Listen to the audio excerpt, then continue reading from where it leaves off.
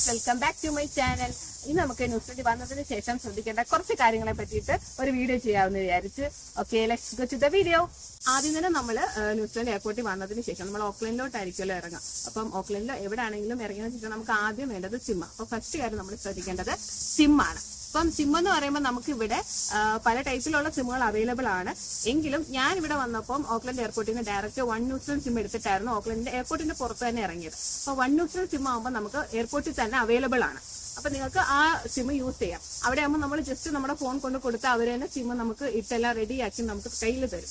അതാകുമ്പോൾ നമുക്ക് 90 ദിവസത്തേക്ക് നമുക്ക് 40 GB കിട്ടുകയും ചെയ്യും. 200 ഇന്റർനാഷണൽ മിനിറ്റ്സും കിട്ടും. നമുക്ക് നല്ല യൂസ്ഫുൾ ആയിരിക്കും ഇവിടെ വന്നതിന് ശേഷം. ഇനി നമുക്ക് അടുത്ത വേണ്ട നമുക്ക് ഇനിയും അക്കോമഡേഷനിലേക്ക് പോകാനായിട്ട് ഒരു എയർപോർട്ട് പിക്കപ്പാണ് വേണ്ടത്. പിക്കപ്പ് നിങ്ങൾക്കിപ്പം എയർപോർട്ടിന് വെളിയിൽ തന്നെ ടാക്സി അവൈലബിൾ ആണ്. അല്ലെങ്കിൽ നിങ്ങൾക്ക് ഊബർ നോക്കാം, അല്ലെങ്കിൽ നിങ്ങൾക്ക് ഫ്രണ്ട്സ് ആരെങ്കിലും ഉണ്ടെങ്കിൽ അങ്ങനെ നോക്കാം. അത് നിങ്ങളുടെ ഇഷ്ടം.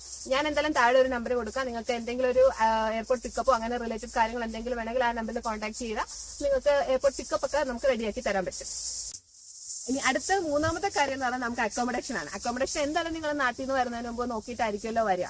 അഥവാ നോക്കിയിട്ടില്ലെങ്കിൽ നമുക്ക് ഇവിടെ ഫേസ്ബുക്ക് ഗ്രൂപ്പുകൾ അവൈലബിൾ ആണ്, വാട്സ്ആപ്പ് ഗ്രൂപ്പുകൾ, നിങ്ങളുടെ ഫ്രണ്ട്സ് ഓൺലൈനിലൊക്കെ നോക്കിക്കഴിഞ്ഞാൽ എന്തെങ്കിലും ഒരു അക്കോമഡേഷൻ നമുക്ക് റെഡിയാകും. അക്കോമഡേഷനെ പറ്റി നമുക്കൊരു ഷോർട്ടായിട്ട് പറയാൻ പറ്റില്ല. അതിനെക്കുറിച്ച് ഡീറ്റെയിൽ ആയിട്ട് ഒരു വീഡിയോ തന്നെ നമുക്ക് പിന്നെ ചെയ്യാം. AT ഹോപ്പ്, അതായത് ഓക്ലൻഡ് ട്രാൻസ്പോർട്ട് കാർഡ്. ഈ ഒരു കാർഡ് ഉണ്ടെങ്കിൽ നമുക്ക് ഓക്ലൻഡിലെ പബ്ലിക് ട്രാൻസ്പോർട്ടുകളെല്ലാം നമുക്ക് യൂസ് ചെയ്യാൻ പറ്റും. അപ്പൊ അതിനെ പറ്റിയിട്ട് ഒരു ഡീറ്റെയിൽഡ് വീഡിയോ തന്നെ ഞാൻ ഓൾറെഡി ചെയ്തിട്ടുണ്ട്. അതിന്റെ ലിങ്ക് ഞാൻ ഡിസ്ക്രിപ്ഷനിൽ കൊടുക്കാം. നിങ്ങൾക്ക് ആ ഒരു വീഡിയോ കണ്ടു കഴിഞ്ഞാൽ എങ്ങനെ ആ കാർഡ് യൂസ് ചെയ്യണം, എങ്ങനെ ആ കാർഡ് യൂസ് ചെയ്ത് നമുക്ക് ന്യൂസിലൻഡ് മൊത്തം ട്രാവൽ ചെയ്യണം എന്നൊക്കെ നമുക്ക് മനസ്സിലാവും. ആ കാർഡ് ഉണ്ടെങ്കിൽ നമുക്ക് ബസ്സിലാണെങ്കിലും ട്രെയിനിലാണെങ്കിലും ഒക്കെ നമുക്ക് ട്രാവൽ ചെയ്യാനായിട്ട് ഈസി ആയിട്ട് പറ്റും. അതിൽ AT ഹോപ്പ് കാർഡ് എടുക്കാനായിട്ട് നമ്മുടെ കയ്യിൽ ന്യൂസിലൻഡ് എന്തെങ്കിലും ഒരു ID പ്രൂഫ് വേണം. അതായത് നമുക്ക് നമ്മുടെ പാസ്പോർട്ടുമായിട്ട് പോയാൽ മതി. നമുക്ക് AT ഹോപ്പ് കാർഡ് എളുപ്പത്തിൽ എടുക്കാം.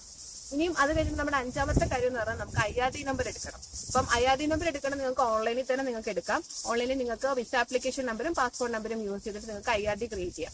IRD ക്രിയേറ്റ് ചെയ്തിട്ട് IRD നമ്പറുമായിട്ട് ബാങ്കിൽ പോകുന്നതായിരിക്കും കുറച്ചും കൂടെ ബെറ്റർ.